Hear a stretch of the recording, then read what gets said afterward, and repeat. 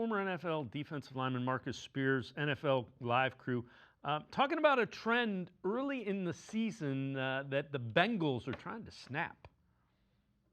The first few weeks of the season have not been kind to the Bengals, starting with Joe Burrow, who's 1-9 as a starter in week 1 or 2, the second worst win percentage since 1950. Now turn the clocks back a year to since 2019. Zach Taylor 1-11 as head coach in week 1 or 2, the worst win percentage in NFL history. So not good. Marcus, will the Bengals be able to break this trend of slow starts this season? I believe they'll break the trend, and they better. I mean, you got an in-division opponent in the Cleveland Browns. Also, you sacrificed about $600 million on the field during the preseason, so you can break this trend. It better pay dividends for this football team. The scary part is the defense didn't look great. But fortunately, you're playing Cleveland, who shouldn't be a great offense either. Quincy, their defense looked terrible. I saw their preseason games. There was a drive, I think it was against the Eagles. It was the Eagles or the Commanders, where I think they would have scored if it was touch football. That's how much running room they had. So I'm going to be watching to see if the Browns can run the football on this. They should be able to run the football on this defense. Yeah, and I think how to get David Njoku involved here, right? How to get Harold Fainin involved. These are very hard guys to tackle for a team that looks like they're struggling with tackling right now.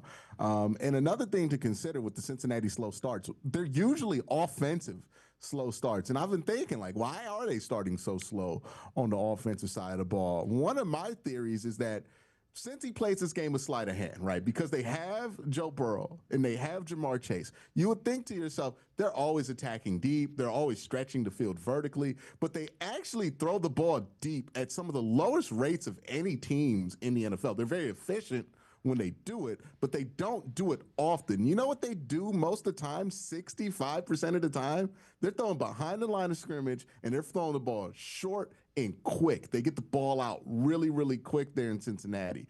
And the reason I think that causes problems for them early in the season is because earlier in the year, when you're throwing the ball quickly, you need to know what the defense is going to be, and you need to have a good amount of trust of what the defense is in.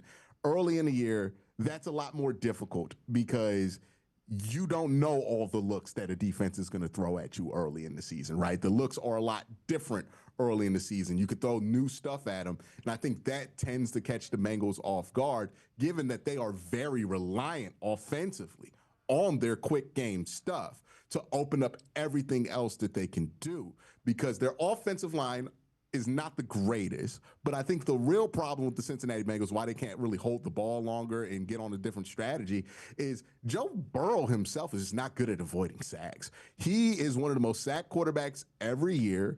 He was top 5 in sacks taken this year, and despite the fact that Cincinnati was like, 15th in quarterback pressure allowed. So he's taking a disproportionate amount of sacks compared to the amount of pressure that he's seeing. So it's not really on his offensive line as much as it's on him.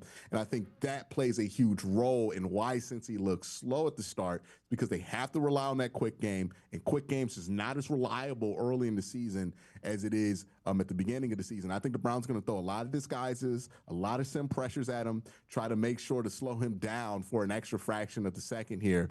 And that's going to be a big thing for the Cleveland Browns early in this game.